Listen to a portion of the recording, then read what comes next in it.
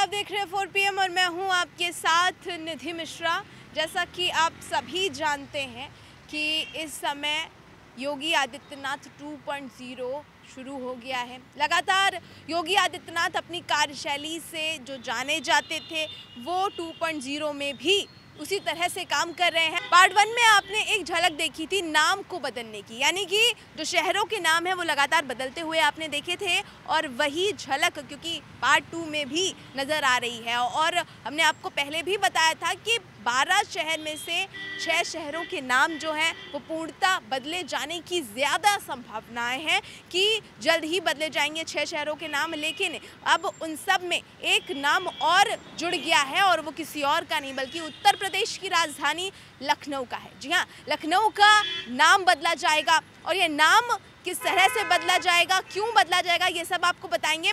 लेकिन आपको बता दें कि लखनऊ का नाम बदल कर रखा क्या जाएगा। तो लखनऊ का नाम बदल कर रखा जाएगा लक्ष्मणपुर, लक्ष्मणपुरी, लक्ष्मण नगरी, ऐसे करके तमाम तरीके के जो है नाम सामने आ रहे हैं। लेकिन इन सब के बीच जो सुर्खियां हैं सबसे ज़्यादा बटोरी हैं वो हैं मुख्यमंत्री योगी आदित्यनाथ के ट्वीट ने। मुख्यमंत्री योगी आदित्यनाथ के ट्वीट ने ये साफ कर दिया है, ये साफ इशारा दे दिया है कि जिस तरह से उन्होंने प्रधानमंत्री नरेंद्र मोदी से मुलाकात की है, मुलाकात करने की जो तस्वीर है उसे ट्वीट किया है, और ट्वीट करते करते साफ शब्दों में लक्ष्मणपुर नगरी, लक्ष्मण की नगरी, इस तरह के शब्दों का प्रयोग करके तमाम जो राजनीतिक पंडित हैं, तमाम जो लोग हैं इस बात की कयास लगा रहे हैं, इस बात का अंदेशा जता रहे हैं कि हो सकता है कि उत्तर प्रदेश की राजधानी लखनऊ का नाम बदल दिया जाए। क्योंकि लंबे समय से इसका जो विवाद चल रहा था कि लखनऊ का नाम बदला जाएगा, और क्योंकि तमाम तरीके की बातें सामने आ रही थी, और इसी जो श्रेणी, इसी पूरे क्रम में कई शहरों के नाम बदले गए, जहां पर आपने फैज़ाबाद का नाम अयोध्या होते देखा, इलाहाबाद का नाम प्रयागराज होते देखा। तो हो सकता है कि लखनऊ का नाम अब लखनपुरी या फिर लक्ष्मणपुरी इस तरह के नामों से जाना जाए। लेकिन इन सब की इस पूरी लिस्ट में, इस पूरी घटनाक्रम में, इस पूरी तस्वीर में जो और शहरों के नाम हैं वो आपको फिर से बता दें कि अलीगढ़ का नाम भी बदला जाएगा, उसके साथ साथ सुल्तानपुर का नाम, शाहजहांपुर का नाम भी बदला जाएगा, उसके साथ साथ बदायूं का भी नाम बदला जाएगा। और इसके साथ साथ क्योंकि हम लगातार देखते आ रहे थे कि जब योगी आदित्यनाथ गोरखपुर में सांसद थे तब भी उन्होंने नामों को बदलकर, गलियों के नाम बदलकर, मोहल्लों के नाम बदलकर हिंदूवाद, क्योंकि लगातार हम देख रहे हैं कि भारतीय जनता पार्टी का जो हिंदुत्व को सामने लाने का जो नज़रिया है, सामने लाने का जो तरीका है वो शायद कुछ इसी तरह से है। और योगी आदित्यनाथ क्योंकि हिंदुत्व को जिस तरह से समर्थन देते हैं, सामने रखते हैं, वो इस तरह का उनका ट्वीट जो सामने आया है वो इसका संदेश भी दे रहा है कि हो सकता है कि नाम बदल दिया जाए। नाम कब बदलेगा, कैसे बदलेगा, ये सब तो वक्त बताएगा। लेकिन इस समय जो सबसे बड़ी सुर्खी, सबसे बड़ी खबर बनी हुई है वो सब बनी हुई है वाराणसी से। वाराणसी की जो तस्वीर है लोग उसे अयोध्या से मिलाकर देख रहे हैं। अयोध्या में जिस तरह से लंबे समय से हम घटनाक्रम देख रहे थे वही घटनाक्रम वाराणसी से जोड़कर देखा जा रहा है, जहां पर एक और हिंदू पक्ष के जो लोग हैं, हिंदू पक्ष के समर्थक हैं, वो ये कह रहे हैं कि मस्जिद में शिवलिंग की प्राप्ति हुई है, शिवलिंग मिला है। और वहीं पर दूसरी तरफ मुस्लिम पक्ष के लोग कह रहे हैं वो शिवलिंग नहीं है, वो वजू करने वाला, जैसे कि अगर नमाज की जाती है वहाँ पर वजू किया जाता है, हाथ पैर धोए जाते हैं, वो एक तालाब है, उसमें फुव्वारा लगा हुआ है जिससे पानी वगैरह आता है। इस तरीके के सवाल उठ रहे हैं, और इन सब के बीच ये सब विवाद जब सामने आता है तो जितने मुंह होते हैं उतनी बातें भी होती हैं। बातें कई सारी, अफवाहें कई सारी उड़ रही हैं, और उन सब में एक अफवाह ये भी सामने आ रही है कि पूरा तालाब का पानी जो निकाला गया था मस्जिद का और फिर से उसे भर दिया गया है। लेकिन वाराणसी के डीएम ने साफ साफ कहा है कि भाई देखो, किसी तरह की अफवाहों में ना आओ, जिस तरह की बातें फैलाई जा रही हैं ऐसा कुछ भी नहीं है।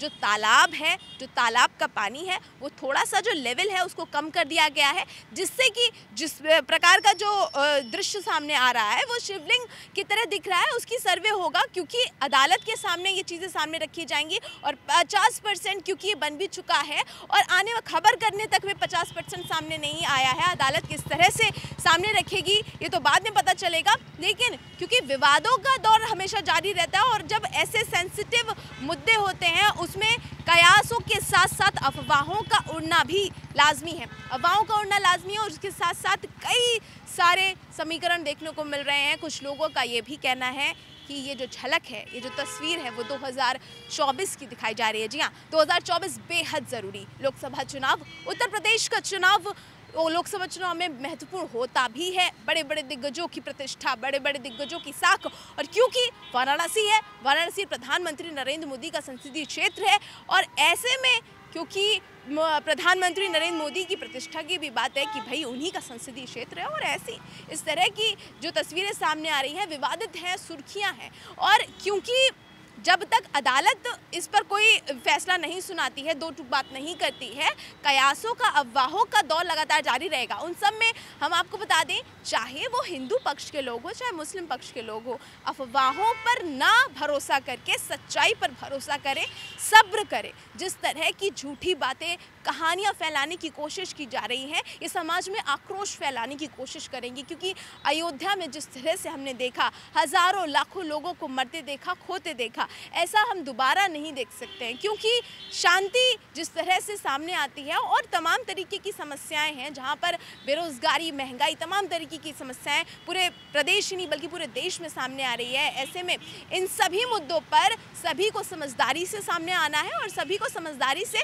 खड़ा होना है। क्योंकि विवादों का दौर लगातार जारी रहेगा, उन सब में अफवाहों का दौर, तो जो भी लोग अफवाहों को फैलाकर अपनी राजनीति, अपनी सियासत करना चाहते हैं, उन सब में कोई और नहीं बल्कि साधारण मनुष्य ही फंसता है। क्योंकि कोई भी नेता अगर विवाद देता है इन सभी सेंसिटिव मुद्दों पर, उन पर किसी तरह का कार्रवाई नहीं होती है। लेकिन अगर एक साधारण व्यक्ति उस आक्रोश में आके, एक छोटा बच्चा या फिर नाबालिग बच्चा है, उस आक्रोश में आके कुछ ऐसा कदम उठाता है, उनकी राजनीति गर्म हो जाती है, लेकिन एक परिवार, एक समाज खराब हो जाता है। तो आप सभी से ये अनुरोध है कि कृपया शांतिपूर्वक फैसले का इंतजार करें, शांति से रहें। क्या कुछ होगा ये वक्त बताएगा, लेकिन क्योंकि अभी अदालत तक बात पहुंच चुकी है और ये सुप्रीम कोर्ट शांति के साथ, क्योंकि वाराणसी के डीएम ने भी ये बात कह दी है कि शांति के साथ रहें, अदालत को सामने रखने दें, किसी तरह का नतीजा लाने की ज़रूरत नहीं है। और लगातार क्योंकि सवाल उठ रहे हैं भारतीय जनता पार्टी पर कि सबका साथ और सबका विकास की बात की जा रही है। और जिस तरह से काशी कॉरिडोर का जब हमने भव्य आयोजन देखा, प्रधानमंत्री नरेंद्र मोदी का आगमन देखा, उस दौर में जो आयोजन था वो यही दिखा रहा था कि सबका विकास, सबका साथ, सबका विकास की बात तो है ही। तो यदि अगर मंदिर को सजाया गया, मंदिर को इतना भव्य बनाया गया, तो सबका साथ सबके विकास में मस्जिद पर भी प्रधानमंत्री नरेंद्र मोदी को थोड़ा सा ध्यान देना चाहिए था। तो हो सकता है कि सबका साथ सबका विकास का जो स्लोगन है वो सामने आ जाता, दिख जाता। लेकिन इस समय जो तस्वीर सामने आ रही है, जो तस्वीर दिख रही है, वो बेहद सेंसिटिव है, बेहद संवेदनशील है। क्योंकि हिंदू पक्ष हो चाहे मुस्लिम पक्ष हो, सभी को शांति के साथ सामने आना पड़ेगा। क्योंकि जो सियासत है वो इससे गर्म हो सकती है। तो सिर्फ एक आग्रह कि कृपया शांति बनाए रखें, फैसले का इंतज़ार करें, जो भी होगा आप सच के साथ होगा, आपके हित में होगा, आपके साथ होगा। इसी के साथ साथ आप देखते रहिए 4 PM। मैं निधि मिश्रा, नमस्कार।